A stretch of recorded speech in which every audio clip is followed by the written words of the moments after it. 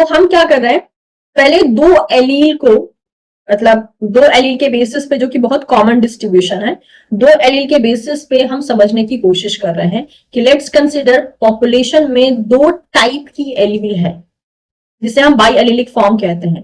तो जो दो टाइप के एलील है वो है एक कैपिटल ए और एक स्मॉल ए, यानी कि एक पॉपुलेशन है, इसमें ये दो टाइप की एलील है और वैरायटी ऑफ एलील नहीं है। ठीक है, जिनकी भी मैथ्स कमजोर है कृपया वो बच्चे और ध्यान से सुनेंगे। और इसमें बच्चे लेवल का पूरा मैथ्स चलता है, लेकिन फिर भी जिनकी मैथ्स कमजोर है वो थोड़ा और ध्यान से सुनेंगे। अब हमको जेनेटिक्स हमने 12th क्लास में पढ़ी है, उतना बेसिक तो आई थिंक सबको याद होगा कि कैपिटल ए को हम डोमिनेंट लेते हैं एंड स्मॉल ए को हम रिसेसिव कंसिडर करते हैं। मेंडल ने बहुत सी कहानियां बताई थी कि भाई डोमिनेंट क्यों कहते हैं, रिसेसिव क्यों कहते हैं, उतना 12th लेवल के बेसिक्स पे हम नहीं जा रहे हैं। तो A is dominant and small A is recessive. ठीक है, अब ये कैपिटल ए स्मॉल ए क्या है, दीज आर दी एलील्स। तो मैं आपको सिखा रही हूं कि अगर कभी सवाल में आए कि एलीलिक फ्रीक्वेंसी कैसे कैलकुलेट की जाती है, क्योंकि हमने क्या किया, हमने यहाँ दो टाइप का आप कह सकते हो कि वर्ड देखा, एलील एंड जीनोटाइप। तो पहले हम एलीलिक फ्रीक्वेंसी सीखेंगे, फिर हम जीनोटाइप फ्रीक्वेंसी सीखेंगे। ओके, तो अब अगर मैं कहती हूं कि एलील फ्रीक्वेंसी कैपिटल ए जो कि डोमिनेंट है उसकी क्या होगी, तो उसको हम डिनोट करते हैं फ्रीक्वेंसी ऑफ कैपिटल ए, और इसको हम इक्विवेलेंट मानते हैं पी के, यानी कि हमने कैपिटल ए की फ्रीक्वेंसी को दिखाने के लिए स्मॉल पी को यूज किया है। और इन सेम केस स्मॉल ए को की फ्रीक्वेंसी को, एलीलिक फ्रीक्वेंसी को निकालने के लिए हमने डिनोट किया है एफ ए, और इसको हम क्यू से रिप्रेजेंट कर रहे हैं। जीन पूल हमको पता है क्या होता है, कितना नंबर ऑफ कैपिटल ए है और कितना नंबर ऑफ स्मॉल ए है, इसका टोटलिंग जो होता है that is what the gene pool. और अब मुझे अगर पता करना है frequency of A allele, frequency of A allele कितना है, तो ये कैसे निकलेगा, हमने यहाँ डिनोशन तो बता दिया कि आपको आप कैसे डिनोट करोगे इसको, लेकिन निकालोगे कैसे, तो कितना नंबर ऑफ वो कैपिटल ए एलील है डिवाइडेड बाई टोटल, जो कि यहां से मिलेगा आपको। अगर इस रूल को फॉलो करते हो तो आपके पास एलील की फ्रीक्वेंसी चली आएगी। तो एलील की फ्रीक्वेंसी होती क्या है, it refers to how common an allele is in a population. जिस एलील की फ्रीक्वेंसी आप निकाल रहे हो, आप ये पता करते हो कि वो कितने कॉमन तरीके से वहां पे प्रेजेंट है। It determined by counting how many times of allele appear in a population and then dividing by the total number of copy of the gene. यानी कि नंबर ऑफ कॉपी, अगर मान लीजिए मैं ए एलील का, capital A allele का यहाँ पर एलीलिक फ्रीक्वेंसी निकालती हूँ, तो I will be taking the number of copy of allele A in a population divided by total number of copy of a gene in a population. Okay? तो अब यहाँ पे अगर मैं कंसिडर करती हूँ एलीलिक फ्रीक्वेंसी को, तो मैंने क्या देखा कि अगर मुझे कैपिटल ए एलील की फ्रीक्वेंसी निकालनी है तो मुझे क्या करना पड़ेगा, मुझे यहाँ पे number of capital A divided by total करना पड़ेगा। ठीक है, और कैपिटल ए को हमने पी से डिनोट किया है, स्मॉल ए को हमने क्यू से डिनोट किया, यानी कि इसकी अगर जो फ्रीक्वेंसी निकलेगी एफ ए को मैं पी कह सकती हूं, और सिमिलरली एफ स्मॉल ए को मैं क्यू कह सकती हूँ। ठीक है, वही चीज मैंने यहाँ पे लिख के दिखाई है। And let me tell you, जो एलीलिक फ्रीक्वेंसी होती है ना, उसका सम 1 के बराबर होता है, यानी कुछ भी कर लीजिए, हर हाल में आपका P plus Q it should be equals to 1। 1 दिखाता है किसके बारे में, 1 बताता है 100% पॉपुलेशन के बारे में।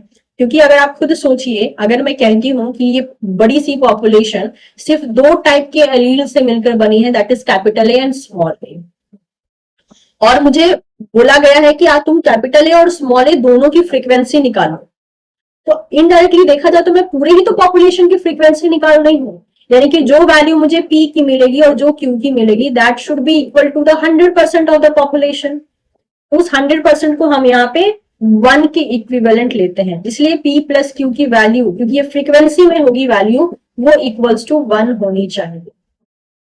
और इसी पर्टिकुलर फॉर्मूले से हम क्या कर सकते हैं, अलग से P और Q निकाल सकते हैं। जैसे कि मान लीजिए अगर मुझे P निकालना है खाली, तो मैं क्या करूंगी, 1 माइनस क्यू कर दूंगी, इसको रीअरेंज कर दूंगी। या मुझे इससे Q निकालना है तो मैं क्या करूंगी, Q यहीं पे रहने दूंगी, 1 माइनस P कर दूंगी। ठीक है, तो इसको इंटरचेंज करके आराम से वैल्यू निकल सकता है, राइट। उम्मीद करती हूँ चीज क्लियर हो गई होगी। Note that sometime there are more than 2 allele in the population. ऐसा भी हो सकता है कुछ एक आध एक्सेप्शनल केसेस में कि मोर देन 2 एलील प्रेजेंट हो पॉपुलेशन में। जैसे मैंने यहाँ कैपिटल ए स्मॉल ए लिया, हो सकता है पॉपुलेशन में 3 एलील हो, यानी मल्टीपल एलील हो, जैसे कि हो गया capital A small A and A I. ठीक है, in that case you would want to consider all the different alleles. So if the multiple allele is there, then हमारा ये जो p plus q का फॉर्मूला है, ये p plus q plus r equals to 1 हो जाएगा। क्योंकि again मैं पूरे पॉपुलेशन को कंसिडर करूंगी, उसमें 3 टाइप की एलील है, और तीनों टाइप की एलील की अगर मैं फ्रीक्वेंसी निकाल रही हूँ तो उन फ्रीक्वेंसी का जो कॉम्बिनेशन होना चाहिए that should be equals to 1, यानी दैट शुड बी अप्रोक्सीमेटली 100%। ये बेसिक उम्मीद करती हूँ क्लियर हो गया होगा सभी को। जैसे कि ये एक बहुत ही बेसिक सा एग्जांपल है, इससे हम एलीलिक फ्रीक्वेंसी निकालना चाहते हैं। बोला है consider a population of a gene pool जो कि है 100 with number of A allele. A allele जो है लगभग 70 है और स्मॉल ए एलील 30 है। आपको फाइंड करना है एलील की फ्रीक्वेंसी को ऑफ ऑल गिवन एलील्स। तो क्या आप फाइंड कर सकते हैं? देखिए मुझे क्या करना है, मुझे फाइंड करना है कैपिटल ए एलील की फ्रीक्वेंसी को। तो मैंने क्या कहा था, number of capital A allele that is 70 divided by total, total कितना है, total gene pool that is 100। ये कितना निकल गया, 0.7 आ गया, राइट। 0.70 आप लिख सकते हो। अब देखिए, अब यहां से क्या किया जा सकता है, दो तरीका है। दूसरा तरीका क्या है, फर्स्ट मेथड बताती हूँ। आप फर्स्ट मेथड से स्मॉल ए एलील का फ्रीक्वेंसी निकाल सकते हो जो कि है 30 डिवाइडेड बाई 100 जो कि आ जाएगा 0.30। But this is time consuming. क्यों? क्योंकि ये तो मैंने परफेक्ट फिगर लिया है इसीलिए तुरंत सॉल्व हो गया। डिनोमिनेटर में 100 लिया है, ऊपर 30 लिया है, आसानी से तुरंत सॉल्व हो जाएगा, सिर्फ एक डेसिमल बैठाना है। तो लेस टाइम कंज्यूमिंग के लिए क्या करोगे, लेस टाइम कंज्यूमिंग के लिए सेकेंड वाला मेथड यूज करो। कौन सा? अभी हमने कहा P प्लस Q का जो कॉम्बिनेशन है, सम है, that should be equals to 1।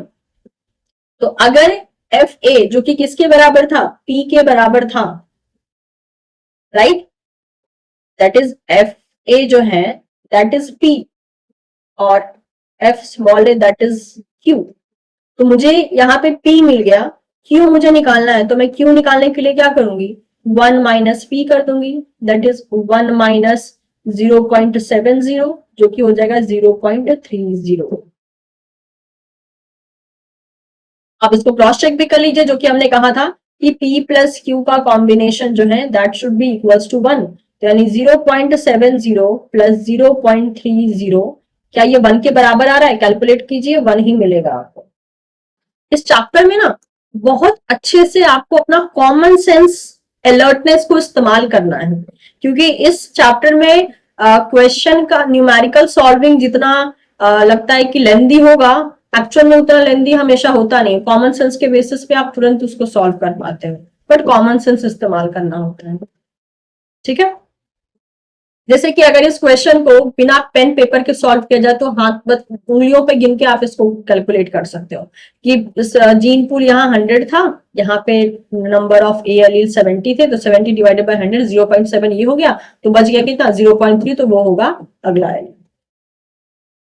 Next कुछ और बातों के बारे में जो है समझ लेते हैं। अब जीनोटाइप फ्रीक्वेंसी समझते हैं।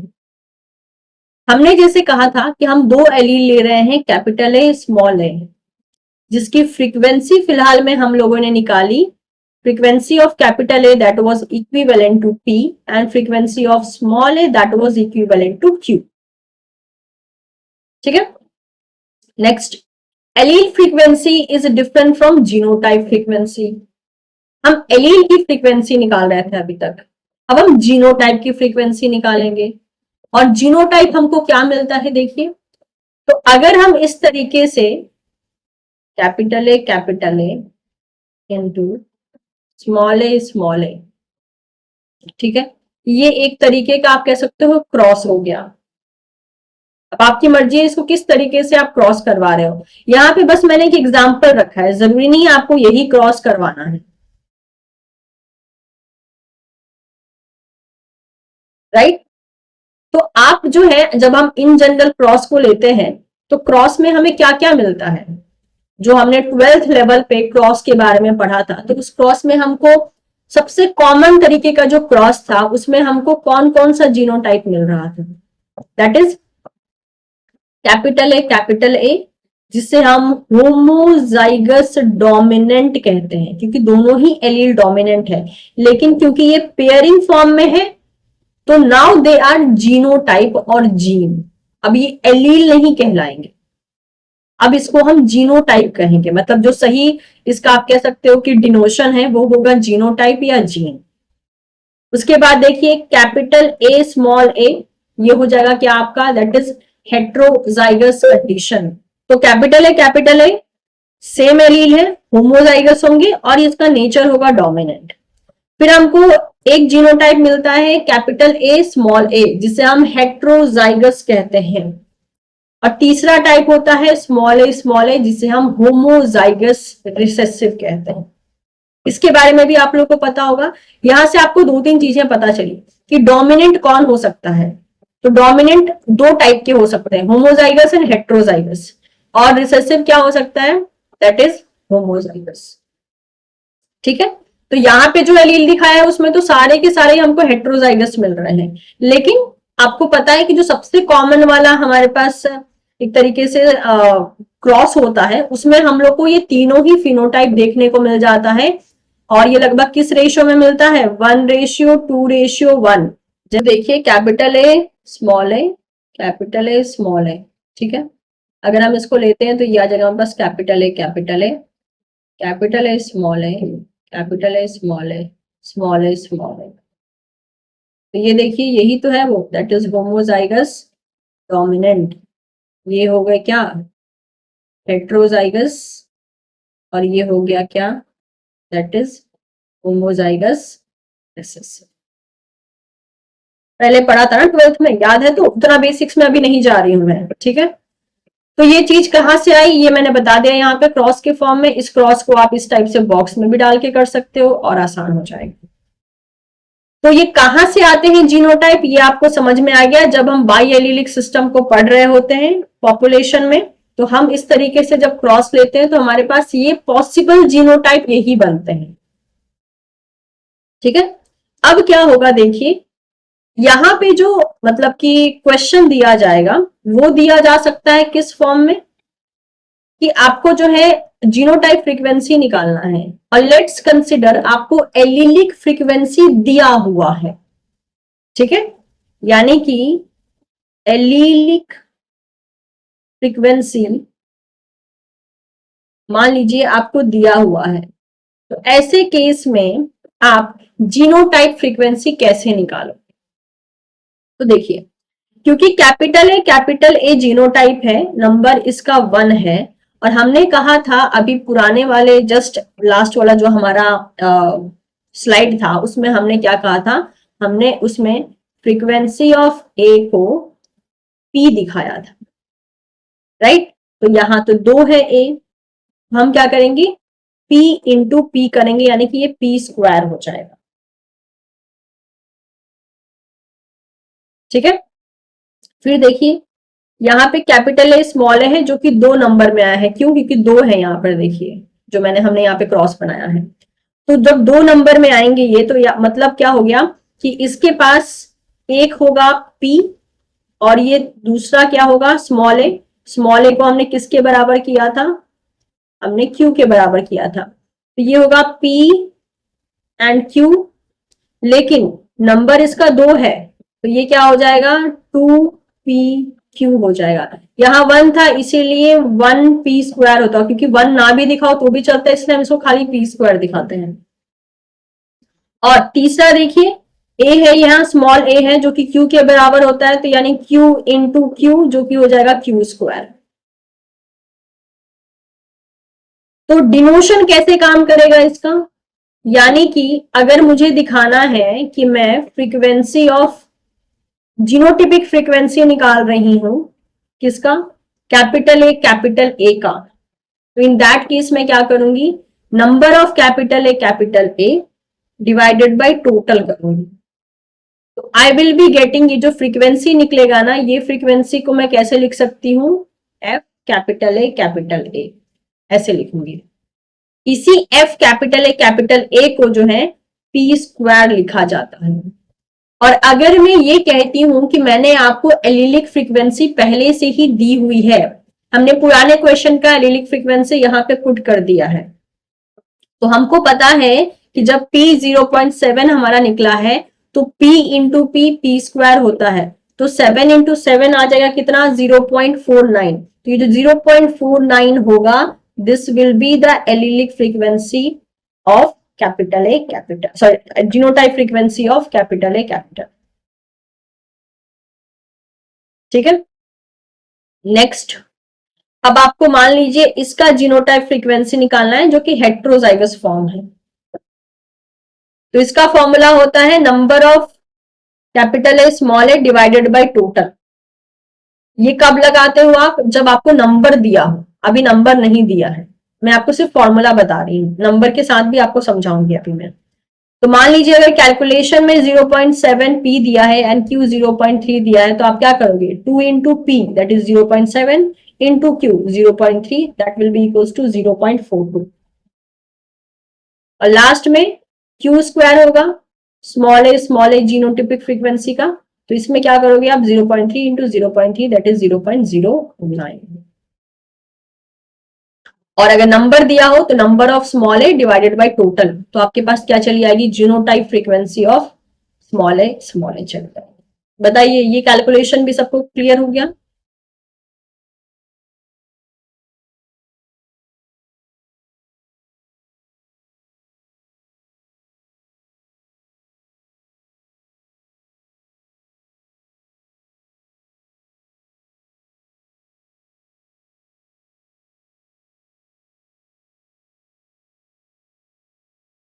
तो मैंने अभी आपको बताया था एलिलिक फॉर्म में, राइट, कि P plus Q that should be equals to 1। तो यहाँ पे मेरे पास वैल्यू आई है उन्हीं एलील से मिलकर बने हुए जीनोटाइप्स के बारे में।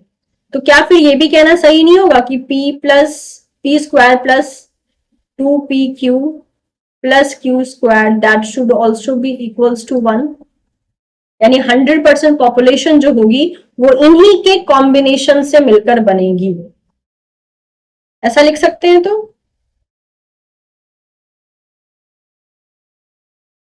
Right, yes, p plus 2pq plus Q square that should be equals to 1।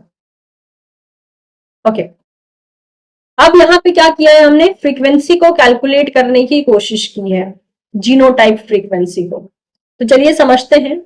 If in case genotype frequency is given, then how to find allelic frequency, ये भी हम डील करेंगे। And genotype value could be there in the number form और frequency form. तो अगर मान लेते हैं कि आपको जीनोटाइप फ्रीक्वेंसी दी गई है, तो आप उससे एलिलिक फ्रीक्वेंसी कैसे निकालेंगे, पहला चैलेंज ये। और जीनोटाइप की जो वैल्यू है क्वेश्चन में, कभी कभी नंबर के फॉर्म में भी दे दी जाती है और कभी फ्रीक्वेंसी के फॉर्म में भी दे दी जाती है। कभी नंबर के फॉर्म में देने के बाद आपसे पूछता है कि इसकी एलिलिक फ्रीक्वेंसी बताओ, तो उस टाइम कैलकुलेशन लंबा जाता है। तो चलिए हम यहाँ पे कंसिडर कर रहे हैं कि नंबर दिया हुआ है, यानी कि जो जीनोटाइप है, जीनोटाइप उसका नंबर दिया हुआ है कि कितने नंबर ऑफ इंडिविजुअल है उस जीनोटाइप के साथ, और इतने जीनोटाइप हमको पॉपुलेशन में देखने को मिल रहे हैं। तो अगर कैपिटल ए जीनोटाइप के साथ 40 इंडिविजुअल्स हैं उस पॉपुलेशन में, कैपिटल ए स्मॉल ए के साथ 30 है, और स्मॉल ए के साथ क्या है, 30 है। तो आपको क्या करना है, आपको इनकी जीनोटाइप फ्रीक्वेंसी निकालनी है कि ये जो जीनोटाइप है ये कितने फ्रीक्वेंसी में प्रेजेंट है पॉपुलेशन में। तो आप क्या करोगे, फॉर्मूला क्या था यहाँ पे देखिए, फॉर्मूला था number of capital A divided by total. तो यहाँ टोटल कितने हैं, टोटल है 100। तो ये क्या हो जाएगा 40 डिवाइडेड बाई 100, जो कि हो जाएगा 0.40। ये हो जाएगा 30 डिवाइडेड बाई 100, जो कि हो जाएगा 0.30। एंड ये हो जाएगा 30 डिवाइडेड बाई 100, जो कि अगेन हो जाएगा 0.30। Yes, is this clear to everyone? और इसको हम लिखेंगे फ्रीक्वेंसी ऑफ कैपिटल ए, ये हो जाएगा frequency of capital A small A, ये हो जाएगा फ्रीक्वेंसी ऑफ स्मॉल ए। ठीक है, इसी को हम पी स्क्वायर कहते हैं, इसको हम 2pq कहते हैं, और इसको हम क्यू स्क्वायर कहते हैं। तो अगर मैं अभी फिर से जो है p plus 2pq plus Q square करूं, that should be equals to 1।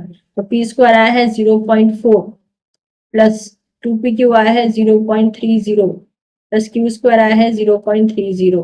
तो क्या ये एक्चुअल में 1 के बराबर आ रहा है? कैलकुलेट करो। 0.40 प्लस ये हो जाएगा 0.60, तो बिल्कुल ये 1 के बराबर ही आ रहा है।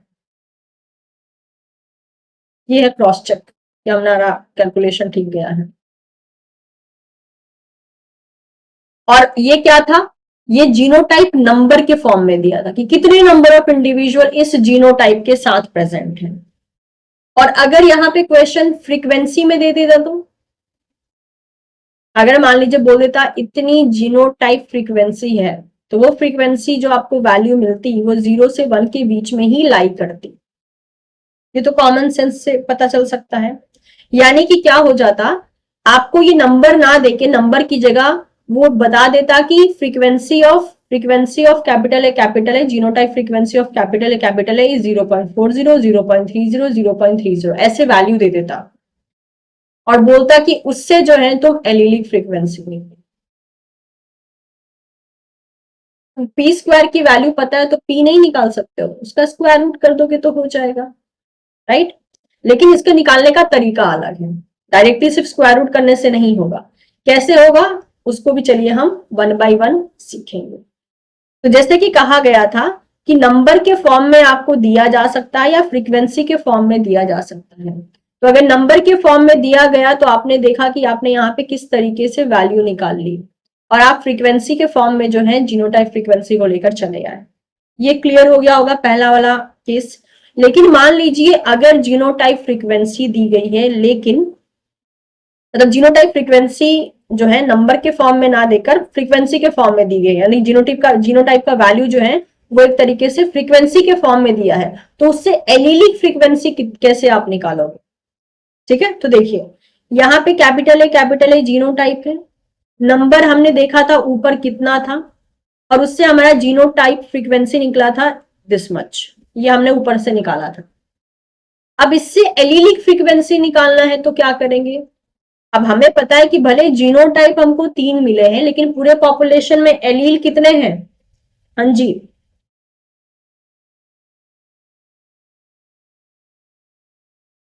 पूरे पॉपुलेशन में एलील कितने हैं? एलील तो 2 ही है, यानी हमारे पास 2 ही एलीलिक फ्रीक्वेंसी आएगी, राइट। तो अब मुझे निकालना है कैपिटल ए का एलीलिक फ्रीक्वेंसी, जो जिसमें कि मेरे को जीनोटाइप फ्रीक्वेंसी दे के रखी गई है। लेकिन अगर मैं अब ध्यान दूं, कैपिटल ए के पास जितना भी गैमेट है वो सारा गैमेट कौन सा है? जो कि कैपिटल ए को कंटेन किया हुआ है।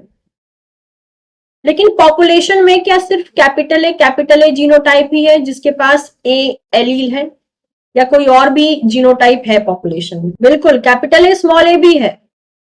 तो जिस तरीके से कैपिटल ए स्मॉल ए लिखा गया है, कैपिटल ए स्मॉल ए, इससे हमको साफ साफ पता चल रहा है कि इसके पास जो आधा यानी 50% जो गैमेट होगा that will contain capital A, and next 50% जो गैमेट होगा that will contain small A.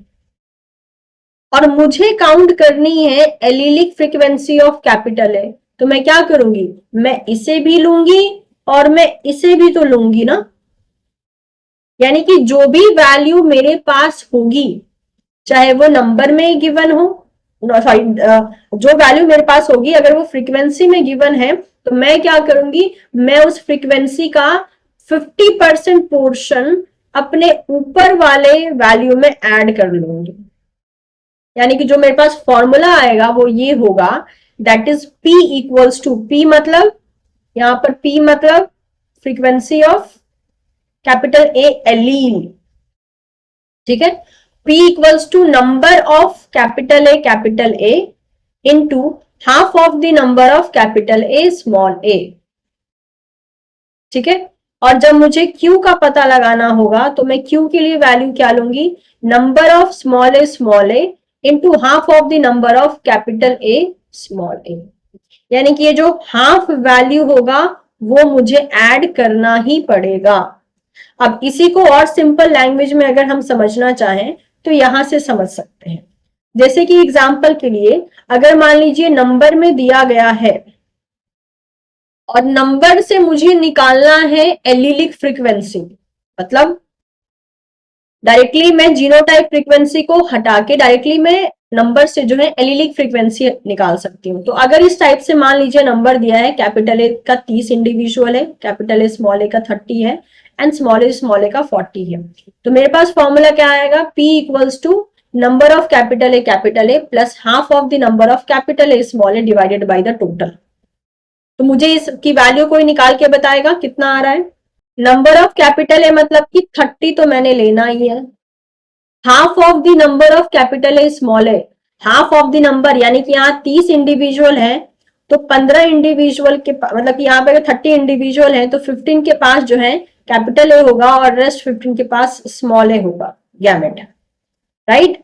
तो यानी कि इसका मैं हाफ कर दूंगी तो यहीं पे 15 हो जाएगा क्योंकि half of the number of capital A small A यानी 30 का हाफ यानी 15 डिवाइडेड बाय टोटल, टोटल कितना है 40 प्लस 30 प्लस 30 दैट इज 100। ये कितना हो जाएगा 45 डिवाइडेड बाई 100 दैट इज 0.45।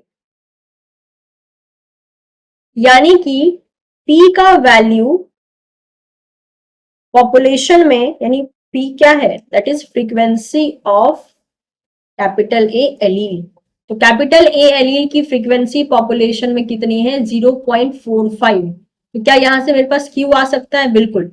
अब Q निकालने का भी सेम यही तरीका होता है, सेम यही फॉर्मूला जाएगा, बस इसकी जगह पे स्मॉल ए चला आएगा।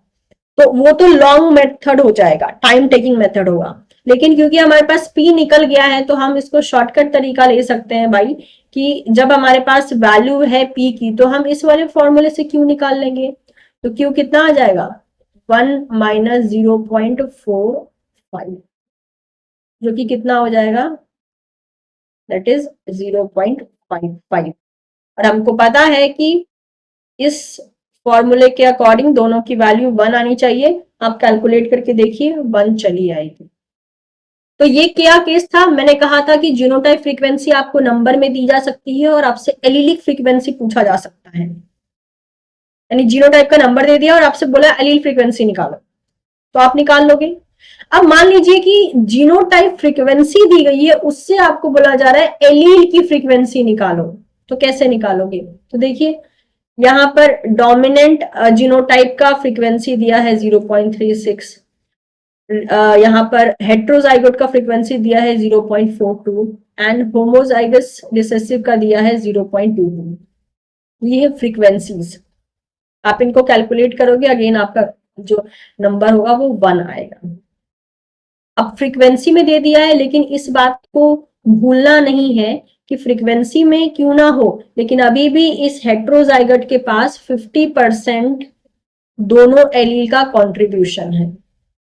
तो मतलब कि अगर आप फ्रीक्वेंसी ऑफ कैपिटल ए निकालोगे तो you are going to take the genotype frequency of capital A and half of the genotype frequency of capital A small ए।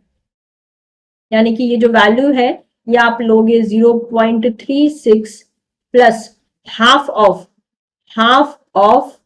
0.42, जो कि कितना हो जाएगा 0.21। तो इसी को अगर आप सॉल्व करते हो तो आपके पास आ जाएगा 0.36 प्लस 0.21, जो कि कितना हो जाएगा, ये हो जाएगा आपका 6 और 1 7, 3 and 2 5 यानी 0.57। अब ये 0.57 है, तो क्या इससे आप फ्रीक्वेंसी ऑफ स्मॉल ए नहीं निकाल सकते? यानी क्यों नहीं निकाल सकते हो? बिल्कुल निकाल सकते हो। That is 1 minus 0.57 0.4।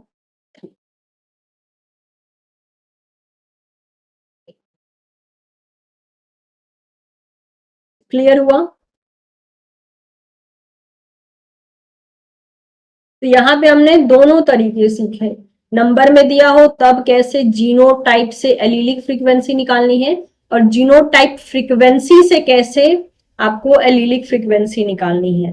तो ये जो दिया है यहाँ पर वैल्यूज, ये जो वैल्यू दी गई है, ये सारी वैल्यू है जीनोटाइप की, और यहाँ पे जो वैल्यू दी गई है वो सारी वैल्यू है जीनोटाइप फ्रीक्वेंसी की। ठीक है, फ्रीक्वेंसी अक्सर आपको पॉइंट्स में ही मिलेंगे। और एक और केस आता है, किसी किसी क्वेश्चन के साथ जोड़ देता है कि हमको दैट इज ऐसे नंबर ऑफ इंडिविजुअल्स बताओ जिनके पास एटलीस्ट केस जोड़ दिया जाता है कि एटलीस्ट उनके पास एक एलील हो। यानी कैपिटल ए का बोल दिया कि ऐसे इंडिविजुअल बताओ जिनके पास एटलीस्ट एक कैपिटल ए एलील हो, यानी कम से कम एक तो हो ही, ज्यादा कितना भी हो सकता है। तो हमको पता है अगर हम ये वाली पॉपुलेशन कंसिडर करते हैं तो उस टाइम पे हमें क्या क्या लेना पड़ेगा? हमें कैपिटल ए स्मॉल ए तो लेना ही पड़ेगा क्योंकि इसके पास एक है, और दूसरा कैपिटल ए तो लेंगे ही। तो इनका कॉम्बिनेशन जो है हमको ए का एटलीस्ट वैल्यू बना के देगा। ऐसा जब क्वेश्चन आएगा तब हम उसको ट्राई करेंगे। ठीक है, तो हम इक्वेशन को दो फॉर्म में अभी तक लिखते हुए चल रहे हैं कि अगर एलिलिक फ्रीक्वेंसी के फॉर्म में है तो it will be P plus Q equals to 1, और अगर ये जीनोटाइप फ्रीक्वेंसी के फॉर्म में है तो P square plus Q square plus 2pq it will be equals to the 1। इसी ये जो हमने एलिलिक फ्रीक्वेंसी निकाली है ना और जीनोटाइप फ्रीक्वेंसी निकाली है, तो अगर एक इवॉल्विंग पॉपुलेशन होती है ना तो जनरेशन आफ्टर जनरेशन ये दोनों ही फ्रीक्वेंसी फ्लक्चुएट होती है, if that is a evolving population. और अगर ये नॉन इवॉल्विंग पॉपुलेशन है, यानी कि ऐसी पॉपुलेशन जो कि हार्डी विंगबर्ग में है, तो उनमें जनरेशन आफ्टर जनरेशन आपको एलिलिक या फिर जीनोटाइप फ्रीक्वेंसी जो है वो कांस्टेंट देखने को मिलेगी। यहाँ पे मैंने एलिलिक एंड जीनोटाइप फ्रीक्वेंसी को ही मेंशन किया है, मतलब बुक में किस तरीके से फॉर्मुला इसका दिया गया है वो मेंशन किया है। जैसे एलिलिक फ्रीक्वेंसी के लिए number of copy of specific allele in a population, वो स्पेसिफिक एलील कैपिटल ए या स्मॉल ए हो सकता है, divided by total number of all allele of that gene in the population. और जीनोटाइप फ्रीक्वेंसी के लिए जो हमने फॉर्मूला अभी देखा था वो क्या था? वो एक्चुअल में था number of individual with that particular genotype in a population divided by total number of individual in a population. तो जीनोटाइप में जो दिख रहा है उसी को लेके निकाल देना है, लेकिन एलील में क्या हो रहा है? एलील में जितनों के पास वो जी एलील है उससे लेकर फिर वो फ्रीक्वेंसी आपको निकालनी होती है। जैसे कि अगर मैं आपको ये केस दूं तो क्या आप मुझे एलील और जीनोटाइप फ्रीक्वेंसी बता सकते हैं कितना होगा? ओके, पूरा कैलकुलेशन कीजिए कितना आ रहा है टोटल। टोटल आ रहा होगा 100, राइट। अब अगर यहाँ पे देखा जाए तो जीनोटाइप फ्रीक्वेंसी निकालना काफी ज्यादा आसान है। हमने कहा टोटल आ रहा है दैट इज 100। यहां से जीनोटाइप फ्रीक्वेंसी कैपिटल आर की निकाल लेते हैं। कितना हो जाएगा? 49 डिवाइडेड बाई 100 जो कि हो जाएगा 0.49, और ये वैल्यू किसकी है? पी स्क्वायर की है। Very simple. नेक्स्ट देखिए, frequency of capital R small R, ये हो गया 42 डिवाइडेड बाई 100, ये हो गया 0.42, ये हो गया आपका 2pq। Next, frequency of small R जो कि हो गया 9 डिवाइडेड बाई 100, जो कि हो गया 0.09, जो कि हो गया क्यू स्क्वायर। अब क्या है? एलिलिक फ्रीक्वेंसी भी पूछ दिया है।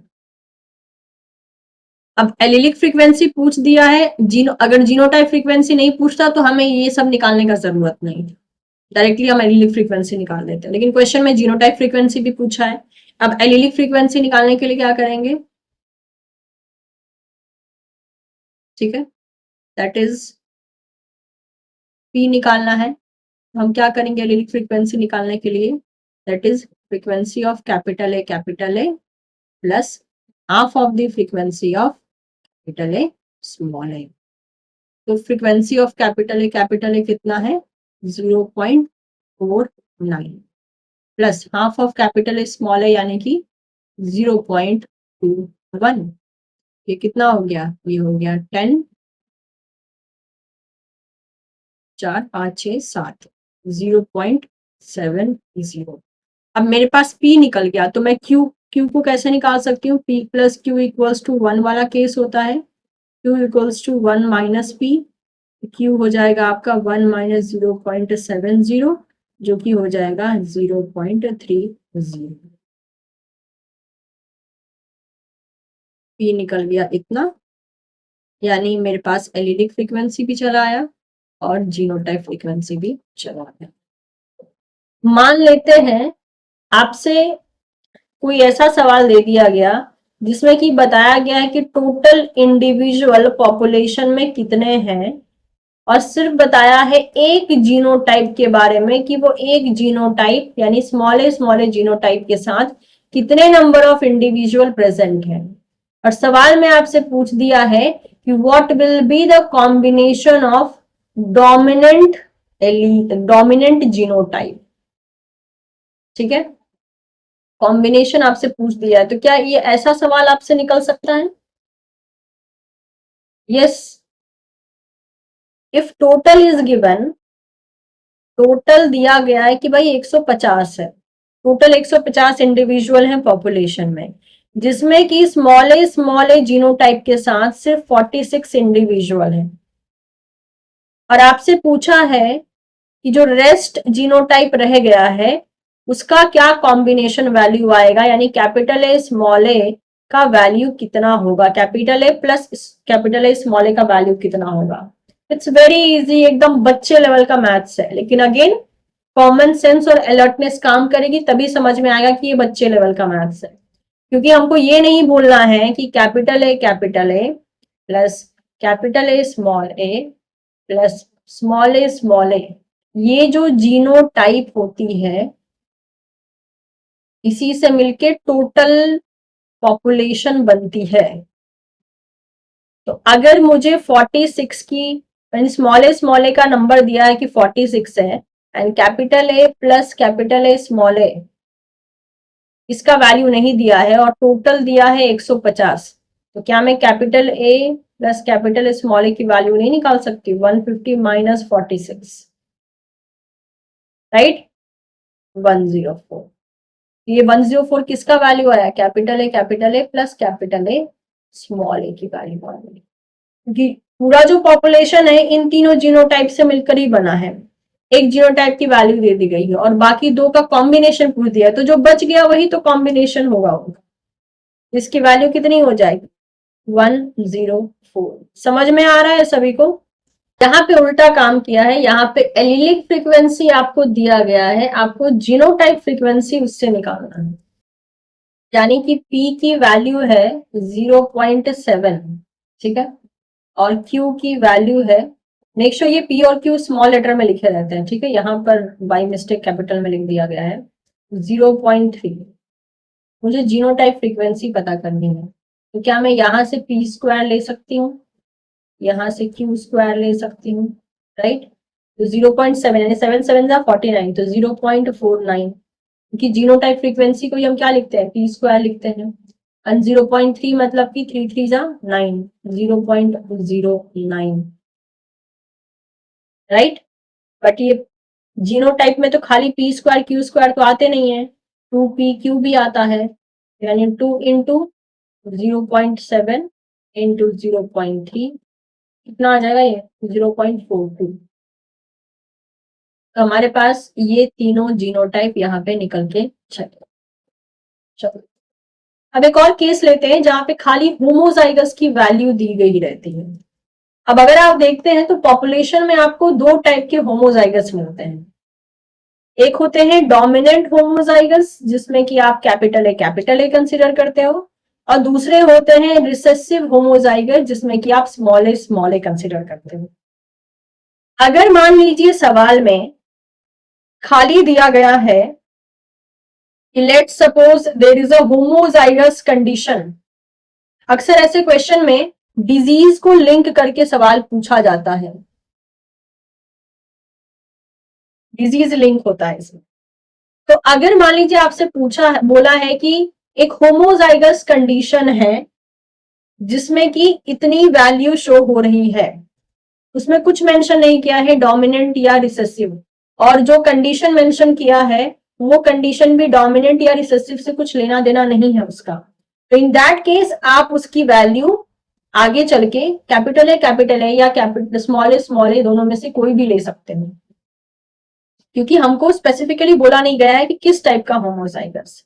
लेकिन अगर क्वेश्चन में आपको डोमिनेंट होमोजाइगस मेंशन किया है तो आप हमेशा कैपिटल ए को कंसिडर करोगे, और अगर रिसेसिव होमोजाइगस बोला है तो आप स्मॉल ए को करोगे।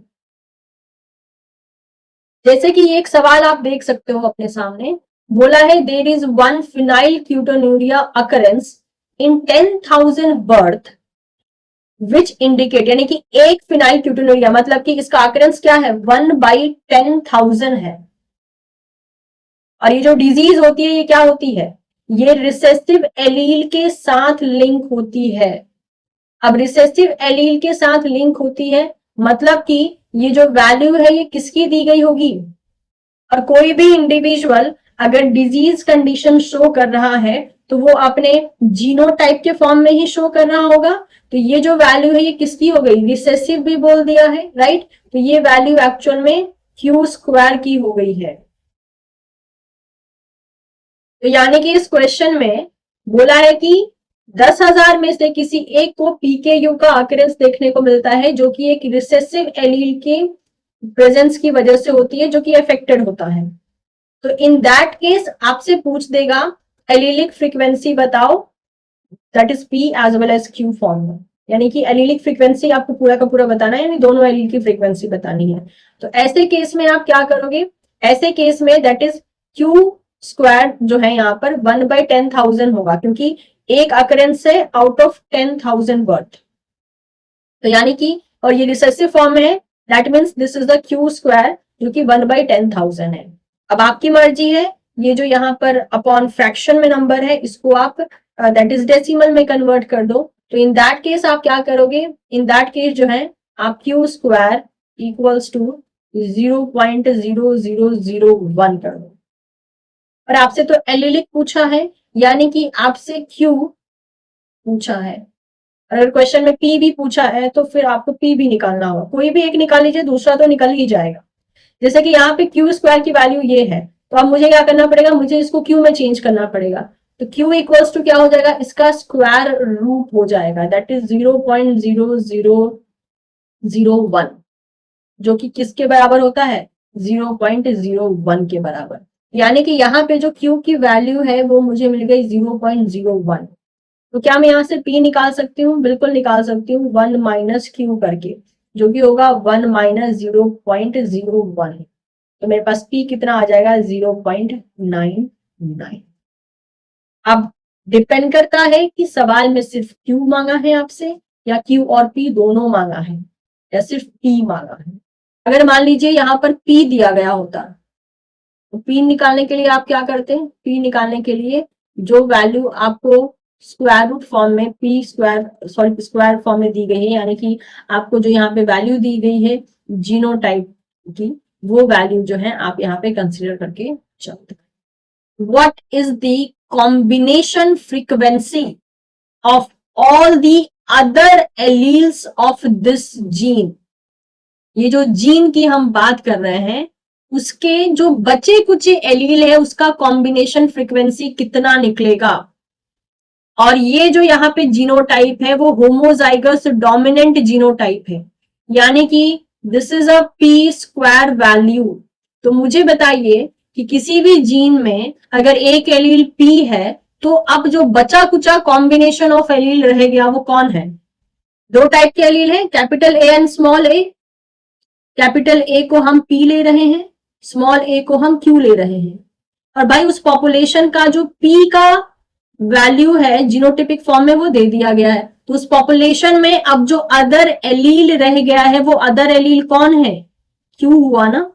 तब अगर पी स्क्वायर यहाँ पे 0.09 है तो पी कितना हो जाएगा? स्क्वायर रूट कर दीजिए इसका 0.09 का, तो ये हो जाएगा कितना? 0.3। तो बोला है अदर कॉम्बिनेशन, तो भाई एक तो यही है और दूसरा बच गया ये, यानी इसकी बात बोली गई है।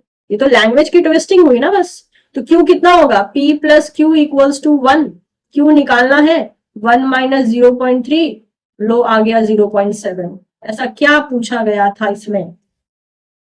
बोला है ऑटोसोमल द टाइसेट disease is caused by the loss of function mutations in a gene on a chromosome number 15 that encode a lysosomal enzyme. Tay-Sachs is inherited as an autosomal recessive condition. अब recessive condition बोल दिया मैंने कि क्यों बोल दिया, और क्योंकि आपको डिजीज कंडीशन जीनोटाइप फॉर्म में ही देखने को मिलती है इसीलिए हम क्यू स्क्वायर ले रहे हैं। ठीक है। सो आपसे ये पूछा है about 1 in 3600 children is born with the disease, यानी कि ये जो वैल्यू दी है ये 1 in 3600, यानी कि 3600 बच्चों में से किसी एक बच्चे को ये डिजीज कंडीशन देखने को मिलती है। तो अब ये यहां से आप क्या निकालोगे? यहां से आप निकालोगे, सबसे पहले आपको निकालना क्या क्या है? आपको निकालना है क्यू, राइट, जो कि इजीली यहां से निकल जाएगा। फिर आपको क्या निकालना है? आपको निकालना है पी। और बोला है कैरियर, तो कैरियर किस फॉर्म में रहते हैं? हेट्रोजाइगोट होते हैं, हेट्रोजाइगोट होते हैं। तो हेट्रोजाइगोट यानी 2pq। तो आपको फिर फाइनल आंसर निकालना है 2pq फॉर्म में। 2pq आपका आ रहा है 0.033, जिसका ये आंसर आया है उसका क्वेश्चन सही है। जैसे मैंने कहा इसमें कैलकुलेटर की जरूरत पड़ेगी क्योंकि जो नंबरिंग दी गई है वो फिजिबल मतलब कि आराम से सॉल्व होने वाली नंबरिंग नहीं है। तो देखिए मेथड वही यूज किया है, मेथड आपको पता होना जरूरी है और कैलकुलेटर में वो सही नंबर ऐड करना जरूरी है, बस उसके बाद सवाल आपका बन जाएगा। तो देखिए यहाँ पे जो है क्यू निकालना है हमने, कैसे? क्यू स्क्वायर करके 1/3600, तो ये वैल्यू कितनी आ गई यहाँ पे? 0.017 आ गई है। देखिए यानी कि क्यू निकल गया है 0.017। अब इससे पी निकाल लेना है, अगेन वेरी सिंपल, जैसे कहा था क्यू निकल जाएगा तो पी निकल ही जाएगा। कैसे? P equals to 1 minus Q कर लोगे आप, तो वैल्यू कितनी आ जाएगी इसकी? 0.983 आ जाएगी। 2pq फाइनल आपका जो रिजल्ट होगा, जो आप ऑप्शन में मार्क करोगे, वो 2pq की वैल्यू होगी, क्योंकि क्वेश्चन की डिमांड क्या थी? है कैरियर की फ्रीक्वेंसी या कितना फ्रैक्शन होगा। तो 2pq यानी कि 2 इंटू 0.983 इंटू 0.017, ये वैल्यू चली आएगी आपकी 0.033। सेशन में आपने देखा कि हमने किस तरीके से allelic frequency and genotype frequency को निकाला और उसके बहुत से अलग अलग टाइप के केसेस को भी डिस्कस किया। इस केसेस के बेसिस पे आप समझ सकते हैं कि जैसे जैसे आपको कंडीशन दिए जाएंगे उस तरीके से जो है आपको अपने आंसर्स निकालने होंगे। क्वेश्चन की डिमांड को समझना जरूरी है कि क्वेश्चन में आखिरकार पूछा क्या गया है, क्योंकि आंसर आने को तो हमारे पास बहुत से आंसर आ सकते हैं, लेकिन ये समझना कि क्वेश्चन में पूछा क्या गया है, दैट इज वेरी इंपॉर्टेंट। तो मैंने आपके सामने टोटल 5 क्वेश्चन रखे हैं CSIR net previous year question से, जो कि आप अपने सामने देख सकते हैं। ये है 2 क्वेश्चंस, बाकी 2 क्वेश्चंस ये हैं। आप वीडियो को पॉज करके अपने आंसर्स निकाल सकते हैं, उसके बाद कमेंट सेक्शन में अपने आंसर को मेंशन कर सकते हैं। And last question is this. तो टोटल आपको मैंने 5 क्वेश्चन दिए हैं, आप इन क्वेश्चन को सॉल्व कीजिए और बहुत ही जल्द जो है मैं आपके लिए कंप्लीट सॉल्यूशन का भी वीडियो लेके आने वाली हूँ, जिसमें कि CSIR नेट में जो क्वेश्चंस पूछे गए हैं हार्डी विंगबर्ग इक्विलिब्रियम पे, उनके हम मैक्सिमम क्वेश्चन को सॉल्व करेंगे। टिल नाउ आप जो है इन क्वेश्चन को सॉल्व करके मुझे कमेंट सेक्शन में इसका आंसर बता सकते हैं। और आपको मेरी कोशिश पसंद आ रही हो तो आप चैनल को सब्सक्राइब कर सकते हैं, वीडियो को लाइक कर सकते हैं, इसको अपने दोस्तों के साथ शेयर कर सकते हैं। Thank you so much everyone, will see you soon in the next session.